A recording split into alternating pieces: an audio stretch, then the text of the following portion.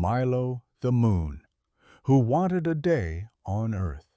High above the Earth, Milo the Moon floated quietly in space. He watched over the oceans, glowed through windows, and listened to the laughter of children playing below. But Milo was lonely. "I wonder what it's like down there," he said with a sigh. "Just for one day, I wish I could visit Earth." So, one night, with the help of a passing comet and a trail of stardust, Milo slipped gently through the sky and floated down to Earth.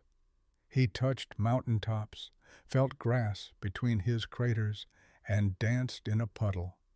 He helped fireflies glow brighter, lit up bedtime stories, and played shadow puppets on the walls.